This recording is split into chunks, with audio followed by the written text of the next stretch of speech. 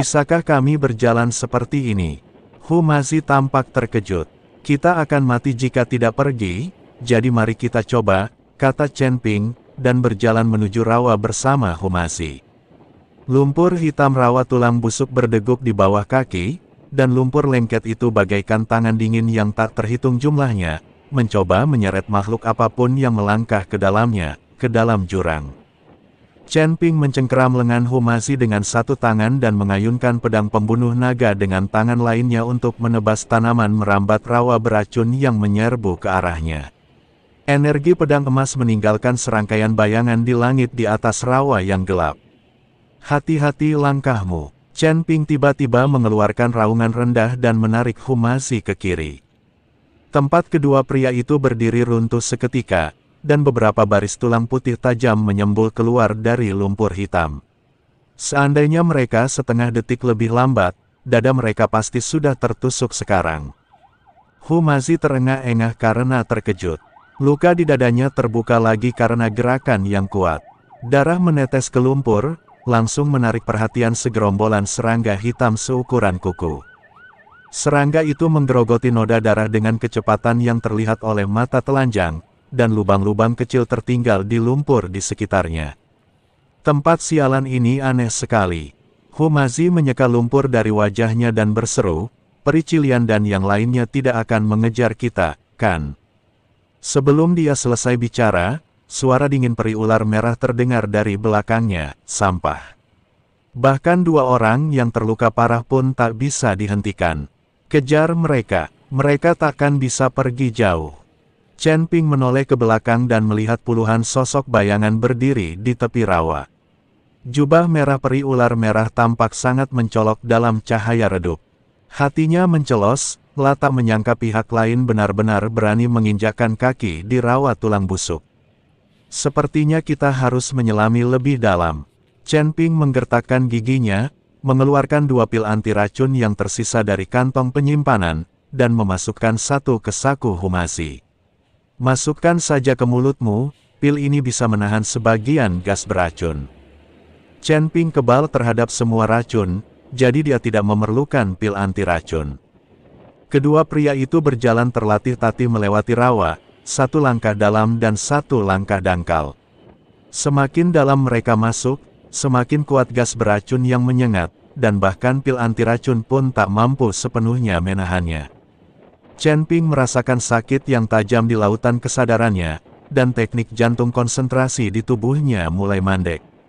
Kultivasinya di tingkat ke-6 alam abadi longgar hanya mampu mengerahkan 80% kekuatannya di lingkungan yang keras seperti itu. Tiba-tiba, sejumlah besar gelembung lavender muncul dari lumpur di depan, dan racun yang lebih halus menyebar. Humazi menarik napas dan wajahnya langsung memerah, jatuh berlutut di lumpur, terbatuk-batuk. "Guru Hu." Chen Ping segera berbalik dan membantunya berdiri, tetapi mendapati bibir Humazi sudah mulai bernanah. Dia merasa cemas dan hendak menggunakan kekuatan spiritualnya untuk menyelamatkan pria itu, tetapi dari sudut matanya dia melihat sesuatu yang berkelap-kelip di lumpur. Itu adalah bunga teratai seputih salju, tumbuh di atas batu hitam dengan lumpur yang terbuka. Cahaya putih redup menyelimuti teratai, mengisolasi gas beracun di sekitarnya. Bahkan serangga hitam yang menggerogoti daging dan darahnya pun tak berani mendekat. Apakah itu? Teratai hijau dunia murni. Catatan dalam buku-buku kuno terlintas di benak Chen Ping. Konon, bunga aneh ini dapat memurnikan semua racun di dunia dan memiliki efek ajaib dalam membantu para praktisi menembus alam mereka. Tak sempat memikirkannya, memungut biji wijen dan mengarungi lumpur, sambil hati-hati memetik teratai hijau. Teratai hijau terasa hangat saat disentuh, dan saat disentuh, gas beracun di sekitarnya dengan cepat menghilang seolah-olah telah bertemu musuhnya. Chen Ping merobek separuh kelopak bunga teratai hijau dan memasukkannya ke dalam mulut Humazi, lalu mengunyah separuhnya dan menelannya sendiri. Semburan udara sejuk mengalir ke tenggorokan menuju dantian, dan kekuatan spiritual yang awalnya stagnan langsung menjadi aktif.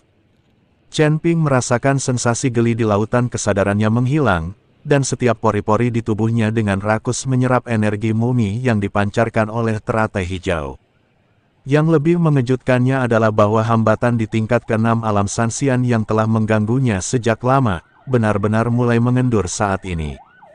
Ledakan, suara gemuruh bagaikan guntur teredam terdengar di dalam tubuh Chen Ping, dan penghalang tingkat ke-6 alam abadi tersebar bagaikan bendungan yang dilanda banjir, retakan bermunculan satu demi satu. Dia segera duduk bersila, mengarahkan energi tiba-tiba ini untuk memengaruhi wilayahnya. Humazi juga pulih dari keterkejutannya di bawah pengaruh King Lian, telah menatap lingkaran cahaya keemasan yang mengelilingi Chen Ping dengan tatapan terkejut. Apakah ini sebuah terobosan? Pada saat ini, peri ular merah tiba bersama para pengejarnya. Melihat Chen Ping menerobos wilayahnya, ia menunjukkan senyum ganas di wajahnya. Tuhan benar-benar menolongku. Hari ini, aku akan membiarkan kalian berdua mati di rawa tulang busuk ini. Beberapa bayangan cambuk merah melesat ke arah Chen Ping bagaikan ular berbisa. Humazi menerkam ke depan tanpa berpikir dan menggunakan tubuhnya untuk menghalangi Chen Ping. Tepat saat bayangan cambuk hendak mengenainya, Chen Ping tiba-tiba membuka matanya, dan aura tingkat ke-7 alam abadi tersebar meledak bagaikan tsunami. Gulungan, Chen Ping meraung marah, dan energi pedang emas membentuk penghalang melingkar, menghancurkan semua bayangan cambuk peri ular merah. Dia melintas dan muncul di hadapan peri ular merah, dan pedang pembunuh naga menembus jantungnya dengan kekuatan untuk menembus kehampaan. Peri Cilian terkejut, lah tidak menyangka Chen Ping bisa menembus alam di lingkungan seperti itu, dan kekuatannya meningkat begitu cepat. Karena terburu-buru, dia hanya bisa menggunakan senjata ajaib penyelamat hidupnya, perisai ular merah untuk melawan, tetapi dia dikejutkan oleh energi pedang dan berulang kali mundur, dengan darah mengalir dari sudut mulutnya. Itu, kau, bagaimana mungkin wilayahmu meningkat secepat itu? Peri Cilian terkejut dan marah. Siapakah yang dapat menerobos alam dengan kecepatan seperti itu? Sekalipun harus menerobos wilayah kecil, dibutuhkan waktu dan ruang aman yang cukup. Sungguh luar biasa bahwa Chen Ping membuat terobosan dalam sekejap mata dalam situasi seperti. Chen Ping tidak menjawab, tetapi hanya menatapnya dengan dingin. Kekuatan tingkat ke-7 alam abadi tersebar memberinya keyakinan lebih. Kekuatan spiritual dalam tubuhnya bersirkulasi dengan bebas, dan energi teratai hijau dunia murni terus menutrisi meridiannya. Dia bisa merasakan bahwa kekuatannya saat ini cukup untuk bersaing dengan seorang kultivator kelas 4 di alarm abadi bumi. Ini ide yang sulit, mundur.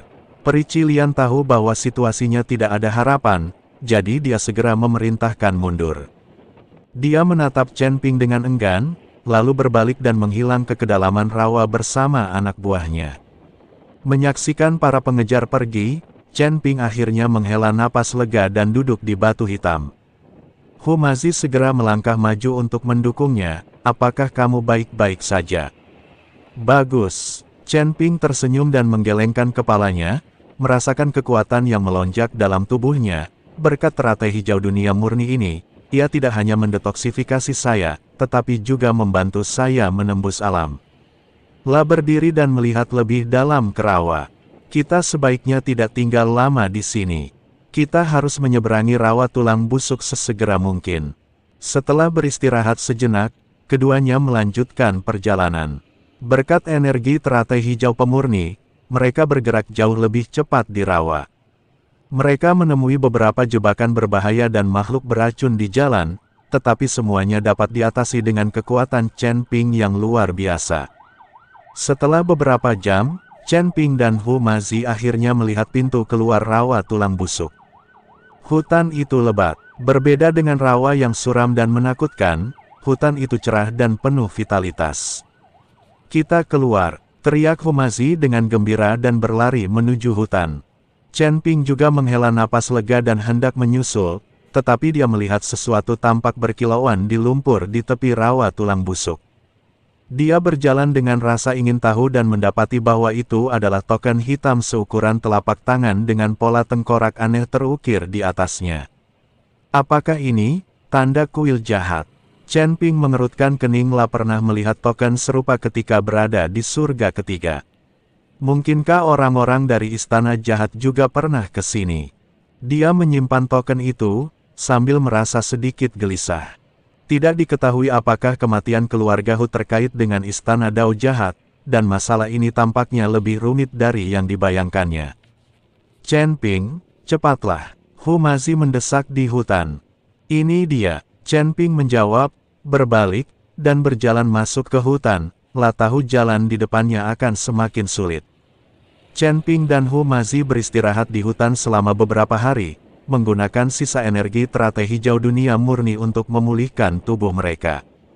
Tingkat ketujuh alam sansian milik Chen Ping telah sepenuhnya stabil, dan luka-luka Hu masih pada dasarnya telah sembuh. Pada hari ini, keduanya bersiap meninggalkan hutan dan masuk jauh ke dalam Gunung Jiupan untuk mengumpulkan informasi, tetapi mereka dihentikan oleh sekelompok tamu tak diundang. Pemimpinnya adalah seorang biksu bermata satu dengan bekas luka mengerikan di wajahnya, memancarkan aura Dewa Bumi tingkat ketiga. Di belakangnya diikuti selusin kultivator, semuanya memiliki aura yang kuat dan jelas merupakan elit dari suatu sekte besar. Kalian Chen Ping dan Hu masih. Biksu bermata satu itu bertanya dengan dingin, dengan keserakahan terpancar di matanya. Chen Ping sedikit mengernyit, kami orang asing bagimu, mengapa kau menghalangi jalanku? Kita orang asing. Biksu bermata satu itu mencibir, semua orang di Gunung Jiupan tahu kalau kita menangkap kalian berdua, kita bisa mendapatkan hadiah ganda dari Istana Iblis Hitam dan Sekte Ular Merah. Terutama kamu, Chen Ping, kudengar kamu punya banyak harta, dan hari ini adalah waktu yang tepat bagiku untuk menerimanya. Hati Chen Ping mencelos, tak menyangka kabar mereka akan menyebar begitu cepat. Tampaknya peri ular merah dan Istana Iblis Hitam bersama-sama mengeluarkan perintah perburuan untuk membunuh mereka. Hanya kalian. Chen Ping melengkungkan bibirnya menyeringai, dan pedang pembunuh naga di tangannya sedikit bergetar, seolah tak sabar untuk meminum darah. Sombong sekali, teriak biksu bermata satu itu dengan marah, ayo, hidup atau mati saja. Lebih dari selusin biksu segera bergegas, dan berbagai senjata ajaib memancarkan cahaya, menghalangi sinar matahari. Chen Ping melindungi Humazi di belakangnya, menghunus pedang pembunuh naga, dan energi pedang emas itu begitu kuat sehingga langsung memotong dua biksu di depan menjadi dua bagian. Alam abadi yang tersebar di tingkat ketujuh. Bagaimana mungkin? Biksu bermata satu itu berteriak kaget, wajahnya penuh ketidakpercayaan. Informasi yang ia terima menunjukkan bahwa Chen Ping hanya memiliki tingkat kultivasi tingkat ke-6 di alam abadi tersebar, sehingga ia berani membawa orang untuk menyergapnya. Tidak menyangka bahwa hanya dalam beberapa hari, kekuatan lawannya benar-benar meningkat, dan ia bahkan mampu melawan lawan dengan tingkat yang lebih tinggi.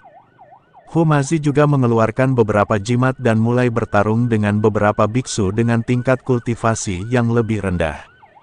Meskipun ia hanya berada pada level pertama alam abadi duniawi, ia mampu bertahan melawan segala rintangan berkat pengalaman bertempurnya yang luas. Terlebih lagi, kekuatan Humazi perlahan pulih dan membaik. Ketika dia sepenuhnya terbangun, orang-orang ini akan terbunuh hanya dengan satu tamparan. Lawan Chen Ping adalah biksu bermata satu dan 3 biksu kelas 3 lainnya di alam abadi bumi. Dia menghunus pedang pembunuh naga dengan sempurna, dan energi pedang emas tercurah bagaikan badai dahsyat, memaksa keempat pria itu mundur berkali-kali. Idenya terlalu sulit, mundur. Biksu bermata satu itu menyadari ada sesuatu yang salah dan dengan tegas memerintahkan mundur. Dia tahu bahwa keempat Dewa Bumi kelas 3 bukanlah tandingannya dan tidak mungkin mereka bisa menghentikan Chen Ping. Mungkin mereka semua akan segera dimakamkan di sini. Ketika Chen Ping melihat beberapa orang mencoba melarikan diri, bagaimana dia bisa membiarkan mereka pergi? Dia melesat dan mengejar biksu bermata satu itu seperti hantu, sambil menebas dengan pedang pembunuh naga. Biksu bermata satu itu menjerit ketika salah satu lengannya terpotong dan darah muncrat keluar.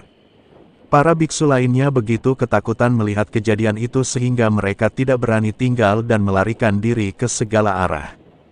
Chen Ping tidak membunuh mereka semua, karena dia tahu tidak bijaksana untuk membuat terlalu banyak musuh sekarang. Sayang sekali mereka lolos. Hu Mazi berkata dengan sedikit penyesalan. Biksu itu mungkin bisa lolos, tapi kuil tidak. Tatapan Chen Ping dingin. Mereka pasti akan kembali melaporkan berita. Situasi kita akan semakin sulit. Kenyataannya persis seperti dugaan Chen Ping. Hanya dalam waktu setengah hari, mereka dicegat dan dibunuh oleh 3 gelombang biksu. Para pendeta ini berasal dari berbagai kekuatan, dan mereka jelas berada di sini untuk mendapatkan hadiah. Chen Ping dan Hu Mazi bertarung dan mundur.